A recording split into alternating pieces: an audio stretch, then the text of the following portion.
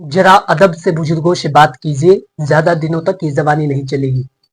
आजकल के समय में माता पिता को, वरिष्ठ नागरिकों को इतना ज्यादा परेशान किया जाता है उनके बच्चों के द्वारा, उनके उत्तराधिकारियों के द्वारा, उनको सड़कों पर भटकने के लिए छोड़ दिया जाता है। बच्चे भूल जाते हैं कि किस तरीके से उन्हें पाल पोस करके बड़ा किया है, और माता पिता की संपत्ति को हड़प लेने के बाद वो उन्हें उनकी ही संपत्ति से बाहर निकाल देते हैं, उन्हें सड़कों पर भटकने के लिए छोड़ देते हैं। ऐसी कंडीशन में इसके दो कारण देखे जाते हैं। सबसे पहला तो होता है कि उनकी बुद्धि भ्रष्ट है, जो उनके साथ ऐसा व्यवहार करते हैं। उन्हें नहीं पता कि वो अपने लिए खुद बीज बो रहे हैं कि कल को उनके बच्चे उनके साथ ऐसा करेंगे। और दूसरा और इसका मुख्य कारण होता है कि जो वरिष्ठ नागरिक है उन्हें कानून नहीं पता। उन्हें नहीं पता कि कानून के द्वारा उन्हें किस तरीके से प्रोटेक्शन दी गई है। उन्हें नहीं पता कि कानून के द्वारा किस तरीके से उनकी सुरक्षा की जाती है, किस तरीके से उनको कानूनी अधिकार दिए गए हैं, किस तरीके से उनकी प्रॉपर्टी की प्रोटेक्शन की जाती है, उनकी प्रॉपर्टी की भी सुरक्षा की जाती है। और इन्हीं के अभाव में वरिष्ठ नागरिकों के साथ दुर्व्यवहार किया जाता है। इन्हीं जानकारी की कमी के कारण वरिष्ठ नागरिकों को सड़कों पर भटकने के लिए छोड़ दिया जाता है। इन्हीं के कारण बच्चे उनके साथ दुर्व्यवहार करते हैं। आज की इस वीडियो में आपको बताने वाला हूँ कि आपके महत्वपूर्ण अधिकार कौन से हैं। यदि आपको इन अधिकारों की जानकारी होगी तो आपको घर से निकालने की बात तो दूर रही, कोई आपके साथ दुर्व्यवहार भी नहीं कर सकेगा। जानेंगे आज की इस वीडियो में। मेरा आपसे अनुरोध है कि यदि आप चैनल पर पहली बार आए हैं और इसी तरीके की जानकारी में रुचि रखते हैं तो आज ही चैनल को सब्सक्राइब कर ले, ताकि इसी प्रकार की लीगल नॉलेज, कानूनी जानकारी, विधिक परामर्श और आपके अधिकार आप तक पहुंच सके। चलिए बिना किसी देरी के वीडियो शुरू करते हैं। नमस्कार दोस्तों, मैं स्मित कुमार आप सभी का हमारे यूट्यूब चैनल में स्वागत करता हूं। दोस्तों, सन 2007 में the maintenance and welfare of parents and senior citizen act बनाया गया, जिसे कहते हैं वरिष्ठ नागरिक अधिनियम। 2007 में जिसे बनाया गया वो इसीलिए बनाया गया कि जो बच्चे अपने माता पिता को आर्थिक और शारीरिक समर्थन के अभाव में घर से निकाल देते हैं, क्योंकि जो व्यक्ति बूढ़ा हो गया है ना तो वो कोई शारीरिक रूप से बच्चों की मदद कर सकता है और ना ही आर्थिक रूप से कोई सहारा लगा सकता है, क्योंकि उसकी इतनी एज नहीं होती कि वो उन्हें कमा करके कुछ देगा किसी किसी को छोड़कर। तो ऐसी कंडीशन के अंदर ऐसे वरिष्ठ नागरिकों को घर से निकाल दिया जाता है। इन्हीं की प्रोटेक्शन के लिए, इनकी सुरक्षा के लिए, इनके अधिकारों की रक्षा के लिए ये एक्ट बनाया गया, जिसे कहते हैं सीनियर सिटीजन एक्ट 2007। सन 2007 में जो प्रावधान वरिष्ठ नागरिकों के लिए किए गए हैं, यदि उनकी जानकारी वरिष्ठ नागरिकों को होगी, सीनियर सिटीजन को पता होगा कि तरीके से कानून ने उन्हें प्रोटेक्शन दी है, तो किसी भी व्यक्ति के द्वारा, किसी भी उत्तराधिकारी के द्वारा, उनका बेटा हो, बेटी हो या अन्य कोई भी व्यक्ति हो, उनके साथ दुर्व्यवहार नहीं कर सकेगा। इस एक्ट का एक मुख्य प्रावधान होता है कि यदि आपके नाम कोई संपत्ति है, जो मैं इसका पहला पॉइंट आपको बता रहा हूं कि यदि आपके नाम कोई संपत्ति है तो उस संपत्ति पर आपके जीते जी केवल आपका अधिकार होता है। एक सीनियर सिटीजन ने कमेंट किया कि उनके बेटे ने उनसे कहा कि वो उनकी सहमति के बिना अपनी प्रॉपर्टी को नहीं बेच सकते। वरिष्ठ नागरिक के बेटे ने कहा कि मेरी सहमति के बिना पिताजी आप इस संपत्ति को नहीं बेच सकते। तो मैं आपको बता दूं कि ऐसा कुछ नहीं है। जो प्रॉपर्टी आपके नाम है, आपके जीते जी केवल उसमें आपका अधिकार होता है। कोई भी दूसरा व्यक्ति उसमें किसी तरीके से कोई क्लेम नहीं कर सकता। यदि उसे क्लेम करना है तो वो क्लेम किया जाता है आपकी डेथ के बाद। जो हिंदू सक्सेशन एक्ट है उसमें जो प्रावधान किए गए हैं कि आपकी डेथ के बाद वो प्रॉपर्टी किसे दी जाएगी, तो वो बात का प्रश्न है। आपकी जीते जी आपकी संपत्ति में किसी तरीके का कोई क्लेम किसी भी रूप से किसी दूसरे व्यक्ति के द्वारा नहीं किया जा सकता। ये आपका एक अधिकार होता है कि आपके नाम यदि कोई संपत्ति है, चाहे वो अनसेस्टर प्रॉपर्टी हो, चाहे सेल्फ एक्वायर्ड प्रॉपर्टी हो, आपने उसे खुद खरीदी हो या आपको जनरेशन के थ्रू मिली हो, जो आपकी पैतृक संपत्ति होती है, तो आप उसे बेचने के लिए, उसे गिफ्ट करने के लिए, उसे दान करने के लिए पूरी तरीके से स्वतंत्र है। किसी भी दूसरे व्यक्ति के द्वारा उसमें किसी तरीके की रोक टोक नहीं की जा सकती और ना ही उसमें कोई व्यक्ति कोई क्लेम कर सकता है यदि आपकी खुद की संपत्ति होती है। ये आपका एक महत्वपूर्ण अधिकार है कि आपकी संपत्ति पर केवल आपका अधिकार होता है। दोस्तों, दूसरा सीनियर सिटीजन एक्ट का एक मुख्य प्रावधान है कि आप अपने बच्चों से गुजारे भत्ते की मांग कर सकते हैं यदि वो आपकी बेसिक नीड्स को पूरा नहीं करते, जो आपकी आम जरूरतें हैं, रहना पीना खाना, आवास की सुविधा, चिकित्सा सुविधा।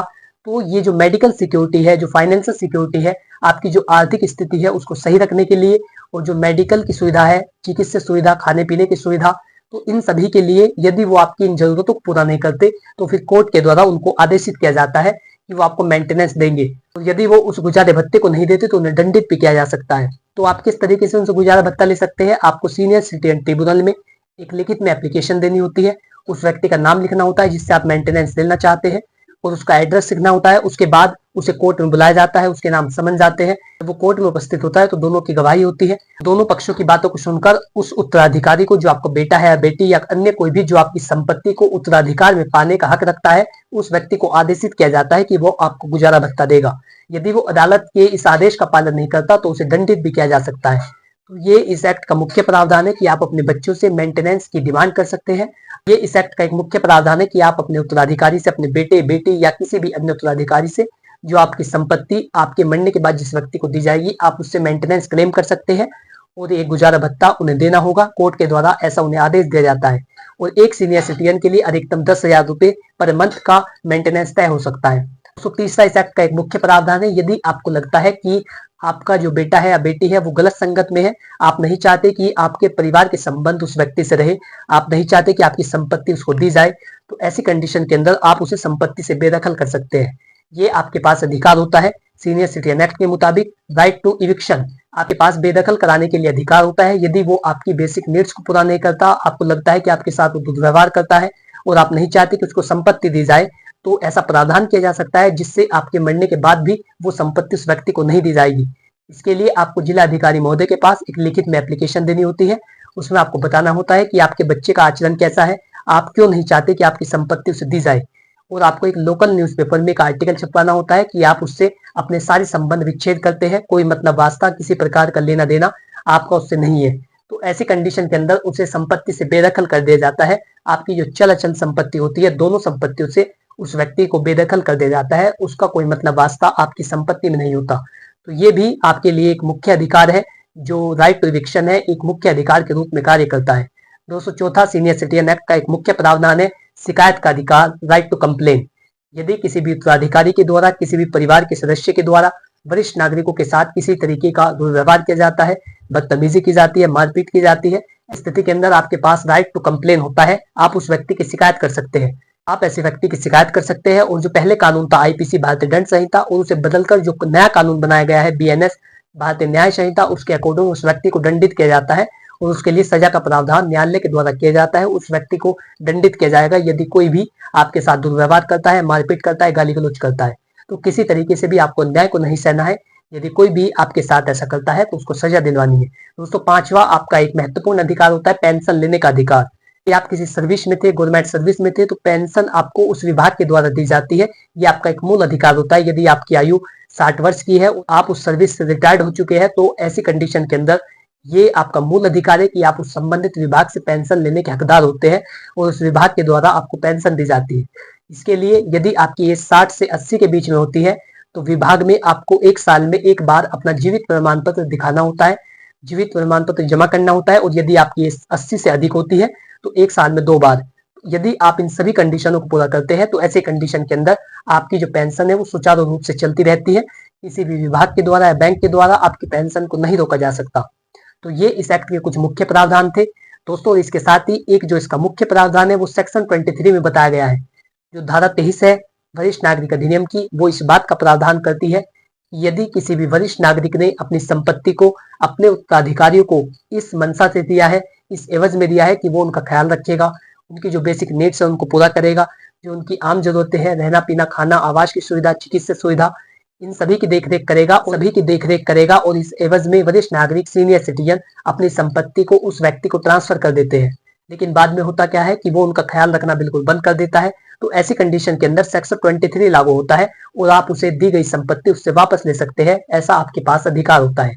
जैसा मैंने आपको बताया, section 23 of senior citizen act, यदि कोई वरिष्ठ नागरिक अपनी संपत्ति को इस शर्त पर देता है, इस एवज में देता है कि वो उनका ख्याल रखेगा जिसको संपत्ति दी जा रही है, लेकिन वो उनमें लिखी गई शर्तों से मुकर जाता है, उन शर्तों का पालन नहीं करता जो ट्रांसफर डीड में लिखवाई जाती है, तो ऐसी कंडीशन के अंदर उस ट्रांसफर डीड को कैंसिल कर दिया जाता है और जो संपत्ति आपने उसको ट्रांसफर की है वो आपको वापस मिल जाती है।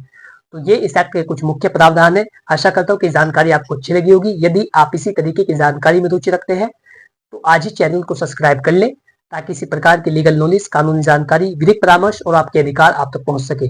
यदि आपका इससे रिलेटेड कोई सवाल हो तो आप कमेंट बॉक्स में लिख करके पूछ सकते हैं, मैं जल्दी उसका उत्तर दूंगा। और इसके साथ ही यदि आप कोई विधिक परामर्श, कोई कानूनी जानकारी लेना चाहते हैं तो डिस्क्रिप्शन बॉक्स में दिए गए मोबाइल नंबर पर अपनी प्रॉब्लम को व्हाट्सअप करें, जल्दी आपको उसका भी उत्तर दिया जाएगा।